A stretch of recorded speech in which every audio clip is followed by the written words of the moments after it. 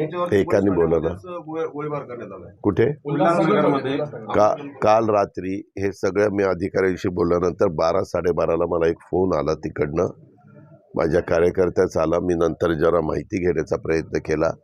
तोपर्यंत आमदारांचं फोनवर देखील जी 24 तास का कोणीतरी दाखवतं ते चॅनल आणि तेही मी बघितलं. वास्तविक काय नक्की तिथं घडलंय आणि तो अतिशय म्हणजे वैतागलेला माणूस कसा बोलतो तशा पद्धतीनं काही त्याचं वक्तव्य चाललेलं होतं.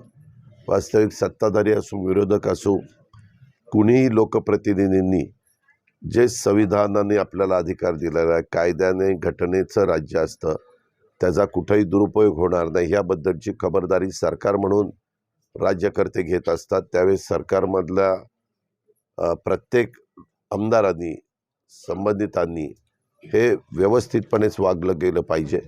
परंतु त्याच्या बोलण्यात फार वेगवेगळ्या गोष्टी आल्यात.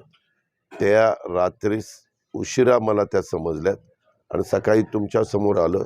वास्तविक कुणीही अशा पद्धतीनं कायदा हातात घेण्याचा प्रयत्न करता कामा नये. कायदा हा शेवटी सर्वश्रेष्ठ आहे, सगळ्यांना समान आहे.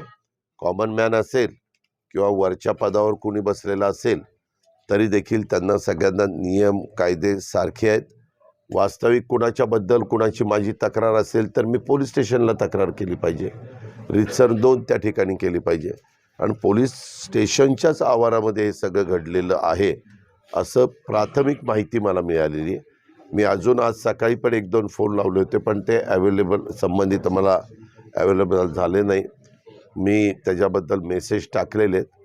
मला ज्यावेळेस तिकडनं अधिकची माहिती मिळेल त्यावेळेस मी रात्री म्हणजे देवेंद्र फडणवीस राज्याचे उपमुख्यमंत्री आणि गृहमंत्री त्यांच्याशी पण बोलणार आहे.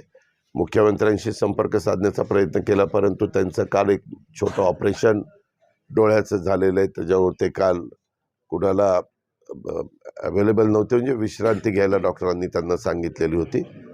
पण आज देवेंद्रजींशी आणि बाकीच्यांशी बोलून नक्की काय झालं आहे, एवढ्या टोकाचे